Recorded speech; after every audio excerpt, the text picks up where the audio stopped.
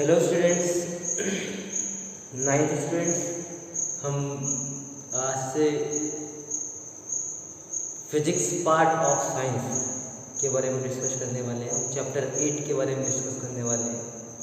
तो चैप्टर 8 मतलब कि मोशन के बारे में डिस्कस करने वाले हैं। बहुत ही सिंपल चैप्टर है, क्योंकि इस चैप्टर को आप जनरली आप अपनी डेली लाइफ में ज़रूर देखते होंगे और समझते होंगे, लेकिन आपने कभी इस पर ध्यान नहीं दिया। और आज हम उसके डेली यूजेस के बारे में पढ़ेंगे कि कैसे हम डेली यूजेस में हम उसको लेते हैं, बट हमें अभी तक पता नहीं है उसको मोशन कहते हैं। तो first of all, first question is what is motion, what is the meaning of motion. Motion का मतलब क्या होता है। अब इसको समझने के लिए पहले मैं एक दो एग्जाम्पल आपके सामने रखता हूँ कि सन है, सन के चारों तरफ अर्थ रिवॉल्व कर रही है, राउंड शेप में वो घूम रही है पूरा, वो भी एक प्रकार का मोशन है। मैं मूव कर रहा हूँ, वो भी एक प्रकार का मोशन है। मैं पेन चलाता हूँ, उसमें भी मोशन लगता है। और उसके बाद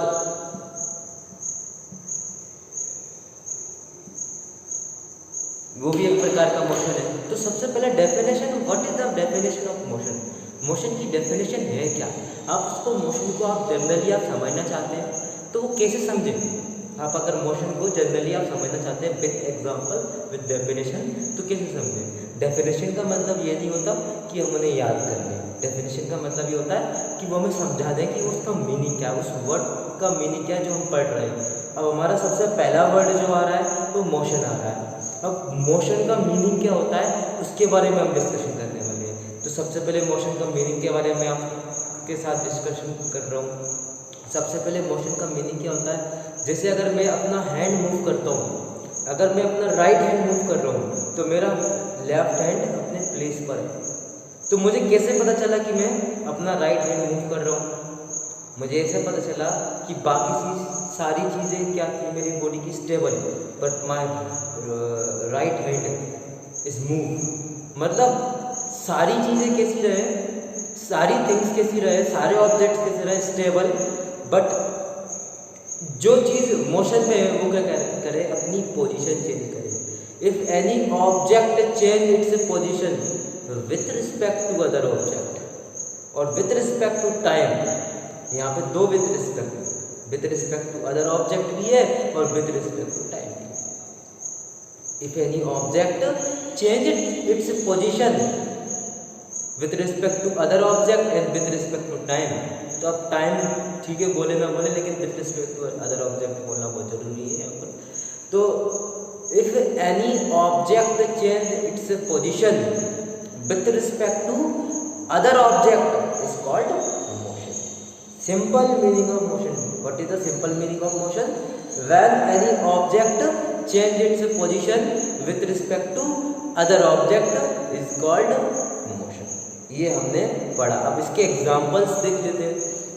तो अगर मैं वॉक कर रहा हूँ और अगर मैं बाइक राइड कर रहा हूँ, अगर मैं कार ड्राइव कर रहा हूँ, तो कार क्या कर रही है, कार आगे जा रही है।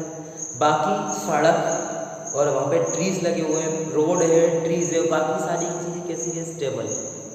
Only my car is moving from one place to another place. Only my car is moving from one place to another place. That is called motion of car। ये फर्स्ट हो गया। जब फोन आता है, जब मैसेज आता है, तो हमारा मोबाइल फोन वाइब्रेट करता है, it is also a motion. जब मैं स्विच ऑन करता हूँ तो फैन रोटेट करता है, it is also a motion. और एक तो मैंने सबसे पहले एग्जांपल बता ही चुका हूँ कि सन है, सन के पास चारों ओर कौन घूम रहा है, अर्थ रोटेट कर रही है, अर्थ रिवॉल्व कर रही है, अर्थ रोटेट भी कर रही है, रिवॉल्व भी कर रही है। उसके बारे में डिस्कशन अपन आगे करेंगे। तो ये हो गया। अब मैंने मोशन को अगर देखा, मैंने मोशन का डिवाइडेशन देखा, तो मेनली मैंने मोशन का डिवाइडेशन 4 टाइप में देख लिया। अगर मैं मोशन को डिवाइड करना चाहूँगा तो कितने टाइप में डिवाइड होगा, वो 4। पहला कौन सा है, पहला कौन सा, कोई बता सकता है, कोई बता सकता है पहला कौन सा है।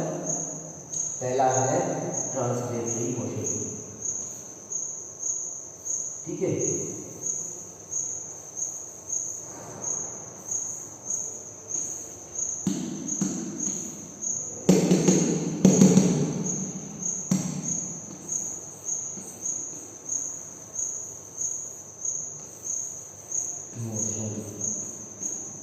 ट्रांसलेटरी मोशन वाला एग्जांपल कौन सा है?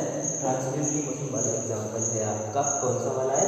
फर्स्ट वाला जो मैंने बोला था, यानी car moving in a plane road, plane surface. कोई कार जो है प्लेन सरफेस पर रोटेट कर रही है। जब कोई कार प्लेन सरफेस पर मूव करती है, रोटेट नहीं करती, मूव करती है, when any car moving in a plane surface means road, when any car moving in a road, then that type of motion is called translatory motion. तब उसके motion को क्या बोलेंगे? ट्रांसलेटरी मोशन कहेंगे। उसके मोशन को क्या बोलेंगे?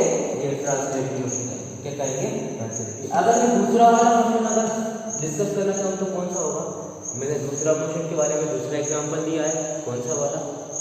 When earth round move in a round circular round. कौन सा round? Circular round. Any object moving in a circular path. When any object moving in a circular path, जब कोई ऑब्जेक्ट कहाँ मूव करे? Circular path, then that type of motion is called circulatory motion। इसको क्या बोलेंगे? Circulatory motion.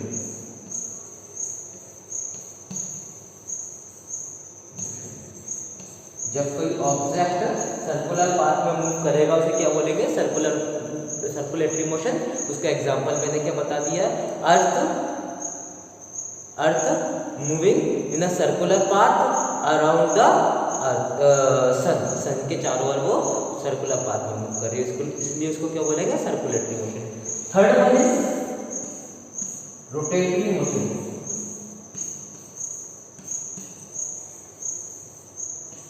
What is the meaning of rotatory motion? मैंने switch on किया तो फैन क्या करने लगा? रोटेट करने लगा। फैन अपनी एक्सिस के रिस्पेक्ट में रोटेट करने लगा। When any object rotate about any axis, जैसे अगर मैं इस पेन की बात करूं तो ये अपनी एक्सिस के रिस्पेक्ट में, जैसे मैंने इसको रोटेट करना स्टार्ट करा दिया तो ये अपनी एक्सिस के रिस्पेक्ट में रोटेट करने लगा। अब इस तरह से भी रोटेट करा रहा हूँ तो अपनी एक्सिस, एक एक्सिस है उसके रिस्पेक्ट में। लेकिन अगर मैं इसकी इस वाले मोशन की बात करूँ तो ये सर्कुलेटरी मोशन, एक पर्टिकुलर टाइम पॉइंट के चारों सर्कुलर पाथ में मूव कर रहा है, that is called circulatory motion. But एक एक्सिस के रिस्पेक्ट में वो मूव कर रहा है, that is called rotatory motion. Last is mobile का vibration, that is called vibratory motion. Vibratory motion, that is called vibratory motion. उसको क्या बोलेंगे? वाइब्रेटरी मोशन बोलेंगे। क्लियर हो गया? फर्स्ट वाला है आपका कौन सा? Translatory motion. सेकंड वाला कौन सा है आपका? Circulatory motion. थर्ड वाला कौन सा है आपका? Rotatory motion. फोर्थ वाला कौन सा है आपका? Vibratory motion. क्लियर? चलो आगे बढ़ते हैं। अब मैंने आपसे बोला था अभी कि जैसे अगर हम अर्थ की बात करें तो अर्थ अपने एक्सिस पर रोटेट भी कर रही है, अपने एक्सिस के चारों ओर घूम भी रही है, रोटेटरी मोशन है। और वो सन के चारों ओर रिवॉल्व भी कर रही है, इसलिए सर्कुलेटरी मोशन। मतलब अर्थ का दोनों टाइप ऑफ मोशन होते हैं। अर्थ के कौन कौन से? सर्कुलेटरी मोशन भी होते हैं और रोटेटरी मोशन भी होते हैं। किसके? ये हमें याद रखना है। इन सारे मोशंस का डिस्कशन हमें नहीं करना है, हमें केवल एक इंफॉर्मेशन चाहिए थी कि ये मोशन होते हैं, मोशन का मीनिंग ये होता है और क्या बोलते हैं मोशन ये प्रकार के होते हैं, ये टाइप्स के होते हैं। हमें ये पता करना था ये टाइप्स होते हैं मोशन की, कोई दिक्कत नहीं, हमने पढ़ लिया। हमें केवल ट्रांसलेटरी मोशन के बारे में डिस्कशन करना है। हमें केवल टाइप के बारे में डिस्कशन करना है, ट्रांसलेटरी मोशन के बारे में डिस्कशन करना है। कौन सा मोशन डिस्कशन करना बच्चों? कौन सा मोशन डिस्कशन करना? Translatory motion. उसके अलावा हमें कोई सा भी मोशन डिस्कशन नहीं करना, हमें ट्रांसलेटरी मोशन। थोड़ा सा सर्कुलेटरी मोशन आएगा लास्ट में, हमें केवल ट्रांसलेटरी मोशन के बारे में डिस्कशन करना है। हम काय के बारे में डिस्कशन करेंगे? ट्रांसलेटरी। ठीक है, मैं आपको और आगे का पढ़ाता हूँ। अब अगर मोशन में हम देखें दो वर्ड हम देखेंगे, काइंड्स ऑफ मोशन किसको बोला जाता है? एक तो होता है यूनिफॉर्म मोशन, एक होता है नॉन यूनिफॉर्म मोशन। अब तो कोई समझ में नहीं आता कि यूनिफॉर्म मोशन क्या होता है, नॉन यूनिफॉर्म मोशन क्या होता है। तो मैं आपको एक एग्जाम्पल, फिजिक्स का पूरा काम ही क्या है? एग्जाम्पल से पूरी फिजिक्स समझी जाती है, जो हम डेली यूजेस में करते हैं। ठीक है, डेली यूजेस में हम जो करते हैं उस एग्जाम्पल से हमको फिजिक्स समझना है। तो सबसे पहला हमारा आता है uniform motion, kinds of motion में। सेकंड वाला आता है non uniform motion, non uniform motion. कौन सा? पहला वाला यूनिफॉर्म मोशन और दूसरा वाला कौन सा? Non uniform motion. ठीक है, दूसरा वाला नॉन यूनिफॉर्म मोशन। सबसे पहले मैं डिस्कशन करूंगा यूनिफॉर्म मोशन के बारे में और सबसे पहले उसके बाद नॉन यूनिफॉर्म मोशन के बारे में। चलो, तो मैं आपको एक एग्जाम्पल के पास लेके चलता हूँ, उसमें आपको यूनिफॉर्म मोशन और नॉन यूनिफॉर्म मोशन दोनों के बारे में जानकारी प्राप्त हो जाएगी, दोनों के बारे में आपको इन्फॉर्मेशन मिल जाएगी, एज वेल एज आपके पास उन दोनों की डेफिनेशन भी होगी। डेफिनेशन कभी भी याद नहीं की जाती। फिजिक्स का फर्स्ट रूल है, फिजिक्स में बहुत सारी डेफिनेशंस होती हैं, बट पहले डेफिनेशंस लिखी आती है, उसके बाद एग्जाम्पल। मेरा रूल दूसरा है, मेरा रूल फिजिक्स पढ़ाने का ये, पहले एग्जाम्पल फिर डेफिनेशन। एग्जाम्पल्स को अपन कंबाइन करके डेफिनेशन में कन्वर्ट करते हैं, एग्जाम्पल्स को डिफाइन करके उसे काय में कन्वर्ट करते हैं? डेफिनेशन में कन्वर्ट करते हैं। सबसे पहले मैं यूनिफॉर्म मोशन का एक एग्जाम्पल लेता हूँ। जैसे अगर मान के चलो आप एक हाईवे पे जा रहे हैं और आप गुना से निकले और बदरवास तक गए। गुना से बदरवास जब पहुंचे, आपको बीच में एक भी ट्रैफिक नहीं मिला, बिल्कुल ट्रैफिक नहीं मिला। तो आपने गुना में अपनी स्पीड फिक्स कर दी कि मेरी स्पीड में 80 किलोमीटर पर आवर रखूंगा। क्यों? क्योंकि कोई ट्रैफिक ही नहीं है। बीच में ना आपको ब्रेक लगाने पड़ी, ना जरूरत पड़ी, ना स्पीड कम की आपने। 80 किलोमीटर पर आवर की स्पीड से गुना से लेकर आप कहाँ तक चले गए? बदरवास। बट जैसे ही बदरवास आपने क्रॉस किया तो आपको ट्रैफिक मिलना स्टार्ट हो गया। आपको क्या मिलना स्टार्ट हो गया? ट्रैफिक मिलना स्टार्ट हो गया। जैसे ही ट्रैफिक मिला आपने लगाया ब्रेक। जैसे ही ट्रैफिक स्टार्ट हुआ आपने क्या लगा दिया? ब्रेक। फिर थोड़ा ट्रैफिक कम हुआ, आपने एक्सीलेटर लगा दिया। फिर थोड़ा ट्रैफिक बढ़ा, आपने ब्रेक लगा दिया। अब स्पीड में क्या हुआ? 80 किलोमीटर पर आवर थी, ब्रेक लगाया, 60, 50, 40, 20 चली गई। फिर एक्सीलेटर दबा दिया, एक्सीलेटर दबा दिया। जैसे ही एक्सीलेटर लगाया आपने तो स्पीड पे 20, 40, 60, 80 हो गई। मतलब स्पीड चेंज हो रही है। अगर कॉन्स्टेंटली स्पीड सेम होती है उसको बोलते हैं यूनिफॉर्म मोशन। आपकी गाड़ी एक सेम स्पीड से जा रही थी, उसमें कोई चेंजेस नहीं थे, वो 80 किलोमीटर पर आवर की स्पीड से जा रही थी। वो किस स्पीड से जा रही थी? 80 किलोमीटर पर आवर की स्पीड से जा रही थी। 80 किलोमीटर पर आवर।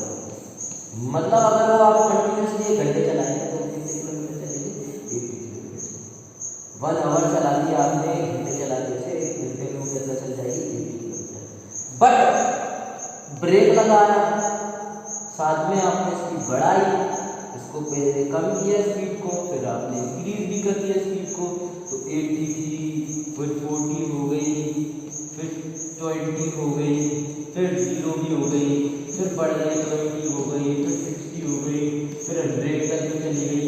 मान के चलो स्पीड के साथ आपने इतना चेंजेस किया। मतलब टाइम के रिस्पेक्ट में स्पीड चेंज हो, that type of motion is called non-uniform motion. When speed of any object is changed with respect to time, it's called non-uniform motion. And uniform motion का definition देखते हैं। When speed of object does not change with respect to time, time के respect में change ना हो, that is called uniform motion. 80 kilometre per hour की speed से आ रही थी और कंटिन्यूसली स्पीड चल रही थी। That type of motion is called uniform motion. When speed is changed with respect to time, that is called non-uniform motion. उसको क्या बोलेंगे? Non-uniform motion बोलेंगे। अब इससे दूसरे वर्ड में देखता हूँ, अगर इसका वर्डिंग थोड़ा चेंज करो,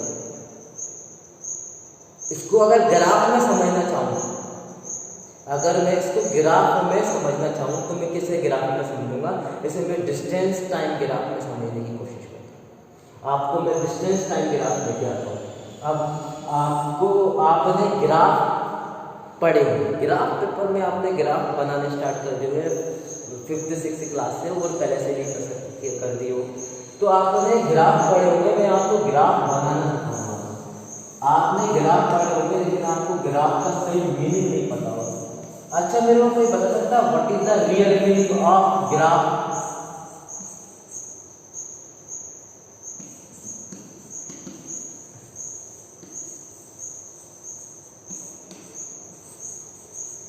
What is the meaning of graph? What is the meaning of graph? Anyone knows?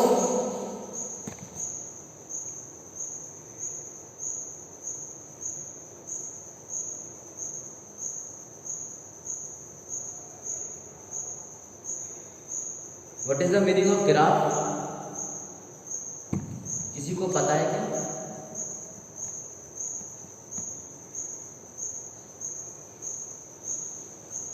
किसी को पता है what is the meaning of graph? आपने बचपन से लेकर अभी तक पढ़े हुए ग्राफ पता है तो किसी को पता तो इस तरीके के होते हैं ग्राफ। यहाँ पर एक्स एक्सिस रहता है, यहाँ पर y. Anyone knows the meaning of graph? What is the meaning of graph? This gives the relationship between two variables, x and y. What is x and y? X and y is the variables. Two variables के बारे में relation दे, उनके बारे में discussion करे, that is called graph. आपने cricket देखा होगा, उसमें पर ओवर में कितने रन बनाए उसके लिए अलग ग्राफ होता है। बहुत सारे, एक टीम ने कुछ रन्स बनाए, दूसरी टीम उससे कितना पीछे है एट दैट टाइम, उसके लिए ग्राफ अलग होगा। तो यहाँ ग्राफ क्या बताता है? Graph give the information between the two variables. दो वेरिएबल्स के बारे में क्या दे हमको इंफॉर्मेशन देते हैं। That is what is the two variables? X and y. This is the axis. यहाँ पे कोई भी आप वेरिएबल्स आप दे सकते हैं। तो मेरा ये था कि अगर दो वेरिएबल्स के बारे में आप डिस्कशन कर रहे हैं और उनके बारे में रिलेशन बिल्डअप कर रहे हैं, वो रिलेशन को आप पेपर पर कन्वर्ट कर रहे हैं, तो उसे बोलते हैं ग्राफ। अब 80 किलोमीटर को इसमें वैसे नॉर्मली आप किसी पेज पर बना सकते नहीं बना सकते, बट 80 किलोमीटर को आप ग्राफ में रिप्रेजेंट कर सकते हैं। 0, 20, 40, 60, 80 करके करते हैं। This give the relationship between two variables, dependent और इंडिपेंडेंट वेरिएबल्स। दो वेरिएबल होते हैं, याद रखना आपको। एक तो डिपेंडेंट वेरिएबल होता है, एक इंडिपेंडेंट वेरिएबल होता है। जो भी इंडिपेंडेंट वेरिएबल होता है उसे लिखते हैं हमेशा एक्स एक्सिस। कहाँ पर? हमेशा एक्स एक्सिस में लिखते हैं। हमेशा कहाँ लिखते हैं उसको? एक्स एक्सिस में लिखते हैं। जो भी डिपेंडेंट वेरिएबल है, इंडिपेंडेंट वेरिएबल है, उसको कहाँ पे लिखते हैं? एक्स एक्सिस पे।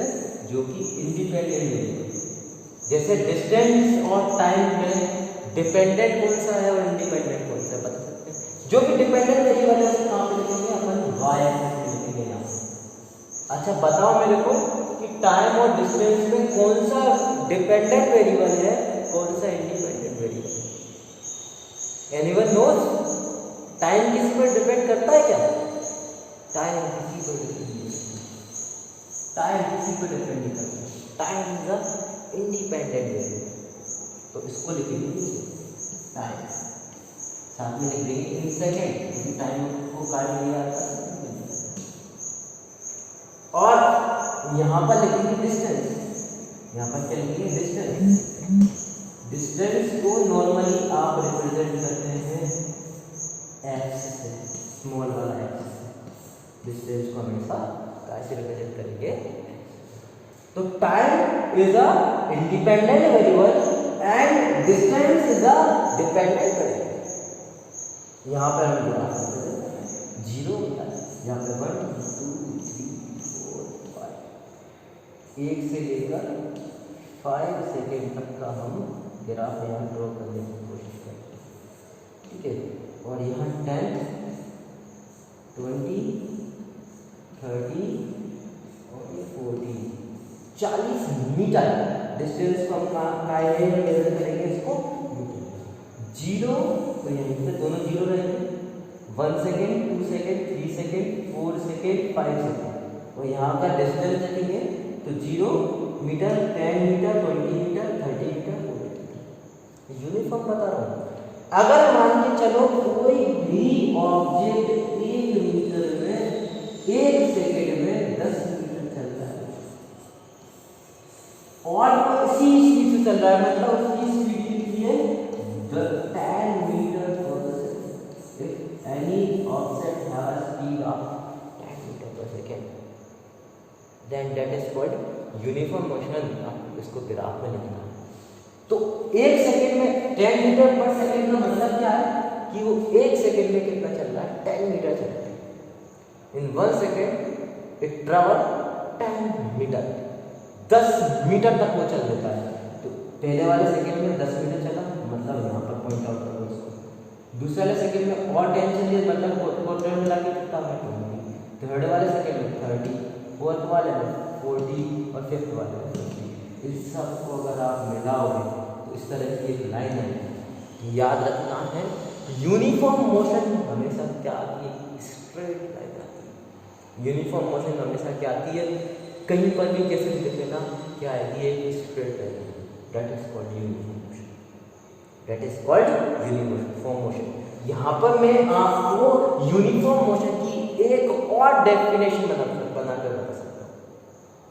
कैसे कि 1 सेकेंड में ऑब्जेक्ट चल रहा है, फर्स्ट सेकेंड में ऑब्जेक्ट ने चला 10 मीटर, अगले सेकेंड में कितना चलेगा, फिर से 10 मीटर चलेगा, टोटल मिला के 20 हुए ना।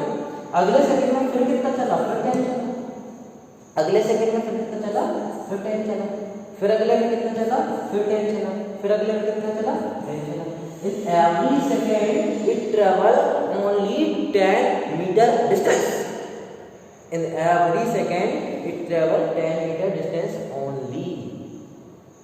अगर इसे डेफिनेशन बनाने की कोशिश करूँ तो डेफिनेशन कैसे बनेगी, डेफिनेशन कैसे बनेगी, if any object travel 10 metre distance in 1 second, every 1 second. अगर इसे वर्डिंग में कन्वर्ट करूँ तो वर्डिंग में कन्वर्ट कैसे होगी, if any object travel equal distance in equal interval of time. If any object travel equal distance कितनी, हर बार 10 second ही चल रहा है, तो equal distance in equal interval of time। If any object travel equal distance in equal interval of time, then that type of motion is called uniform motion। इसको क्या बोलेंगे, uniform motion. और उसका क्या, if any object travel equal distance in equal interval of time। इसको graph से भी आप एक्सप्लेन कर सकते हैं। if any object travel equal distance in equal interval of time, that type of motion is called uniform motion। I think इसमें किसी कोई प्रॉब्लम नहीं होगी, तो मैं आगे बढ़ सकता हूँ। नॉन यूनिफॉर्म मोशन के लिए ग्राफ मेरे को रिप्रेजेंट करना। चलिए नॉन यूनिफॉर्म मोशन के बारे में मैं आपको ग्राफ का रिप्रेजेंटेशन बता रहा हूँ, ध्यान से देखिएगा। उसमें और इसमें ज़्यादा डिफरेंस नहीं है। अगर वो अच्छे से समझ में आ गया है तो इसमें कोई टेंशन नहीं है। सबसे पहले वही ग्राफ बनाएंगे। ग्राफ में क्या रहता है हमें पता है, 2 एक्सिस होती है ग्राफ, एक तो एक्स एक्सिस होती है, एक वाई एक्सिस होती है। 2 वेरिएबल्स होते हैं, एक डिपेंडेंट होता है, एक इंडिपेंडेंट। तो डिस्टेंस टाइम ग्राफ हम देख रहे हैं, तो उसमें हमने टाइम को नहीं रखना क्योंकि वो इंडिपेंडेंट, डिस्टेंस को नहीं रखना क्योंकि वो डिपेंडेंट है।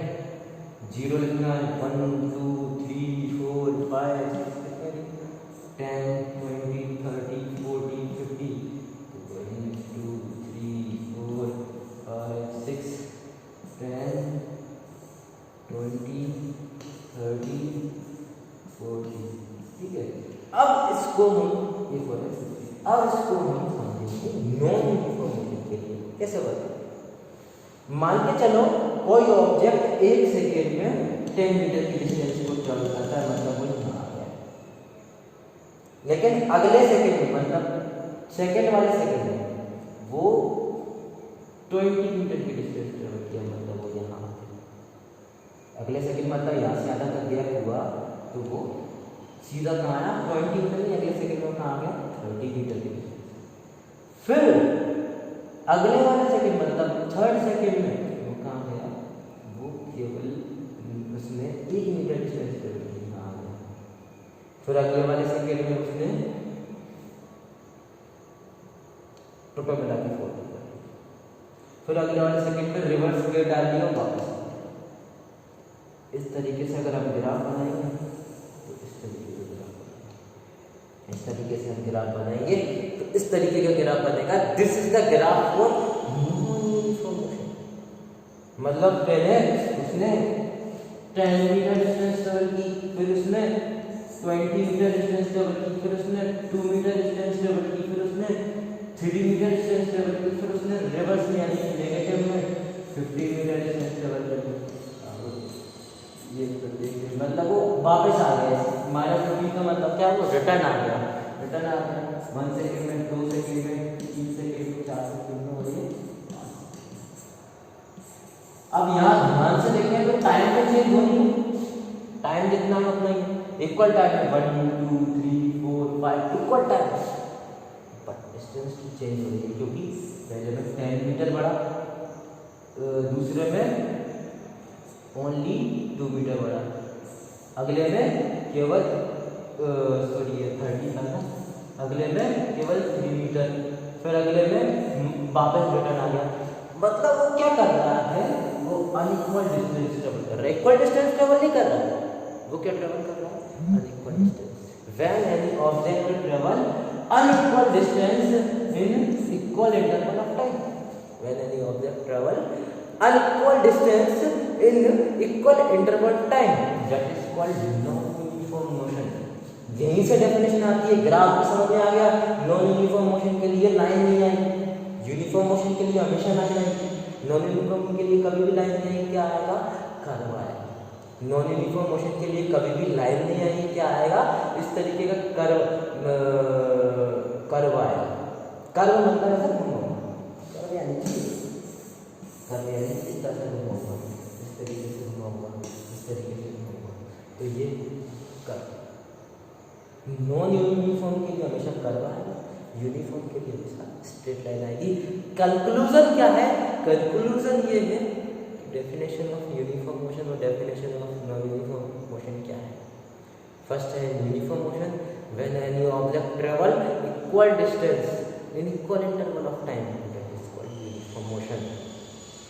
और नॉन यूनिफॉर्म मोशन क्या है, when any object travelled unequal distance in equal interval of time, when any object travel unequal distance in equal interval of time, that is called non uniform motion.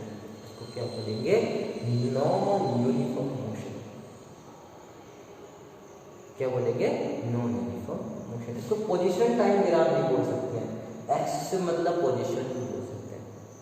अब इसको position के बारे में आपको और थोड़ी सी डेफिनेशन, इसमें कोई डाउट तो होगा नहीं, हो तो पूछ सकते हो एनी टाइम।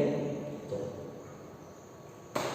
हाँ, अब आपको पोजीशन के बारे में बताऊँ। मान के चलो कोई ऑब्जेक्ट है यहाँ से चलना चाहता है, किसी ऑब्जेक्ट ने कहाँ से चलना चाहता है, यहाँ से, यहाँ बोले तो 0 से चलना चाहता है, जहाँ से स्टार्ट करता है चलना उसे बोलते हैं ओरिजिन पॉइंट। ओरिजिन मतलब स्टार्ट, ओरिजिन पॉइंट। कुछ देर तक उसने ट्रेवल किया, मान के चलो यहाँ तक ट्रेवल किया, तो फिर पीछे मुड़ के देखा उसने कुछ डिस्टेंस ट्रेवल किया, इसको बोलते हैं पॉइंट ए। इसको क्या बोलते हैं, इसको बोलते हैं पॉइंट ए। पॉइंट ए ही बोल सकते हैं। और अब यहाँ से आगे बढ़ा, इसके बारे में ये अभी रुका हुआ है, इसके बारे में डिस्कशन किया, ठीक है। अब आगे बढ़ तो वो जा रहा है, यहाँ तक पहुँचा और वो रुक गया, मतलब कहाँ तक पहुँचा, बी तक पहुँचा और वो रुक गया। चला था तो वो 0 से, और ए पर उसने अपना एक पॉइंट फिक्स किया, फिर वो कहाँ पर पहुँचा, बी पर पहुँचा। ए पर जहाँ फिक्स किया अपना पॉइंट, उसको बोलते हैं स्टार्टिंग पॉइंट। क्या बोलते हैं, स्टार्टिंग पॉइंट। और बी यहाँ पर अपना रुक गया, वो उसको बोलते हैं एंडिंग बी यहाँ पर हो गया वो, उसे क्या बोलेंगे, एंडिंग। याद रखना है कि आपको हमेशा ए मिलेगा, बी मिलेगा, ऑरिजिन भी मिलेगा। ऑरिजिन मतलब जहाँ से स्टार्ट, जिसके रिस्पेक्ट में स्टार्ट किया है, जिसके यहाँ से स्टार्ट किया एक्चुअली। बी मतलब बीच में कहीं पे एक पॉइंट है, स्टार्ट कर दिया, घर से चल रहा। अब मैंने मान के चलो मैं स्कूल आया, घर से निकला, तो मेरे लिए घर क्या हो गया, होम इज ऑरिजिन पॉइंट। लेकिन मैं रास्ते में एक जगह मोड़ा, मान के चलो मैं कहाँ मोड़ा, मैं आपका जैस्तम चौराहा स्क्वायर में मोड़ा, जैस्तम स्क्वायर में मोड़ा, तो मेरे लिए एक पॉइंट हो गया। और मैं यहाँ पर पहुँचा, ये मेरा एंडिंग पॉइंट हो गया, मतलब मेरे लिए कौन सा पॉइंट हो गया, बी पॉइंट हो गया। ये बड़ा, इसको बोलते हैं position. Zero position, A position, B position, zero position, A position and B position. You should remember, zero position, A position and B position, इसको बोलते हैं पोजीशन। चल, अब मैं आपको एक वर्ड के बारे में इंफॉर्मेशन देने वाला हूँ। It is very important word, that is a distance. Anyone knows about the distance में एक वर्ड बोल रहा हूँ, डिस्टेंस का मीनिंग कोई बता सकता है? बहुत ही सिंपल है डिस्टेंस। हमने आज तक लाइफ में बहुत पढ़ा है डिस्टेंस। हमने distance, speed is equal to distance upon time तो बहुत पढ़ लिया, हमें बहुत पहले से पढ़ लिया, और हम बचपन से देख के आ रहे हैं डिस्टेंस बोलते हैं। What is the meaning of distance? Anyone nose? Distance पता है किसी को?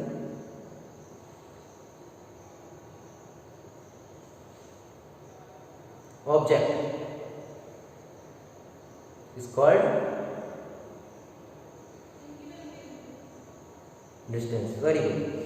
तो ये कोई ऑब्जेक्ट यहां से स्टार्ट किया और चलने के बाद बहुत सारा चला, बहुत सारा चल गया, बी पर पहुंचे, ए से स्टार्ट किया, starting point B, ending point. यहाँ से चला, ये पूरा पूरा चला चला चला चला चला, ये चलने में जितना उसमें लेंथ, मतलब यहाँ से यहाँ तक मान के चलो 57 मीटर है। So that is called distance. Total length of path covered by object. Total length of path, जैसे मैं चल रहा हूँ, मुड़ा और फिर इधर मुड़ा, फिर इधर मूव कर रहा हूँ, तो मेरा जो पाथ था उसने कितनी लेंथ कवर की, that is called distance. Total length of path covered by object is called distance. अब इसको कुछ एग्जांपल से मैं आपको समझाने की कोशिश करता हूँ। चलिए, डिस्टेंस में मेरा टॉपिक डिस्टेंस है, तो डिस्टेंस लिख लेता हूँ। ठीक है, हाँ। अब देखिए, जैसे मान के चलो कोई ऑब्जेक्ट खड़ा है इस ए पर, ठीक है, और ए से चलकर कहाँ पे आता है, और वो 4 मीटर की डिस्टेंस पर चलता है। कितनी डिस्टेंस चलता है? 4 मीटर। ये नॉर्थ में था, नॉर्थ से साउथ साइड आया, बी मीटर, बी तक डिस्टेंस में ट्रेवल की 4 मीटर, और बी से वो कहाँ गया,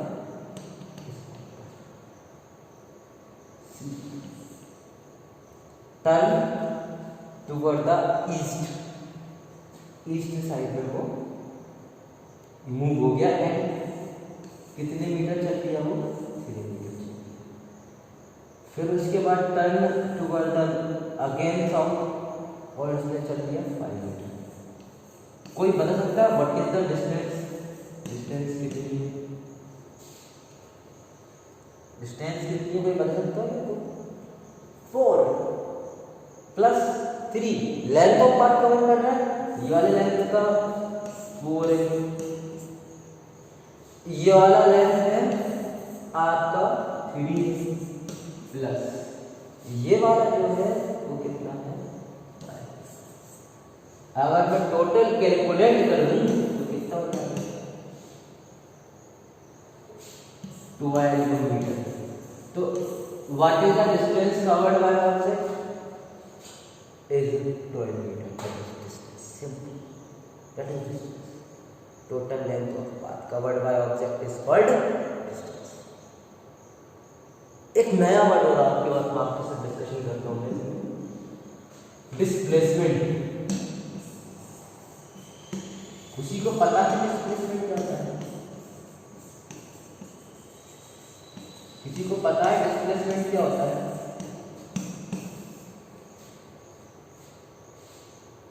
Anyone knows what is the meaning of displacement? चलो,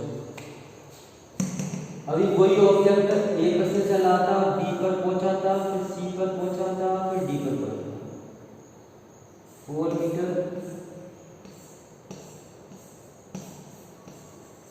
और 3 मीटर और 5 मीटर। ए से बी गया, सी गया और डी गया। यहाँ पे हमारी डिस्टेंस कितनी थी?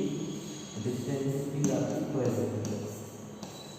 क्या डिस्प्लेसमेंट अगर आप निकालेंगे तो डिस्प्लेसमेंट भी इतना ही रहेगा? कोई बता सकता है क्या डिस्प्लेसमेंट सेम रहेगा?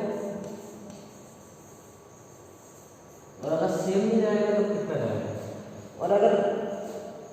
और उसको मेजर कैसे करेंगे? Anyone nose? Starting point is a, ending point in दोनों के बीच की शॉर्टेस्ट डिस्टेंस। ये तो लॉन्गेस्ट इधर मुड़ना नहीं, सीधा स्टार्टिंग और एंडिंग तक सीधा पहुंच जाना। The shortest distance between starting and ending point. The shortest distance between starting and ending point is called displacement. Okay students, इसके बारे में और हम इंफॉर्मेशन कलेक्शन करेंगे, हम इसके बारे में और कल डिस्कशन करेंगे। ठीक है, बाय।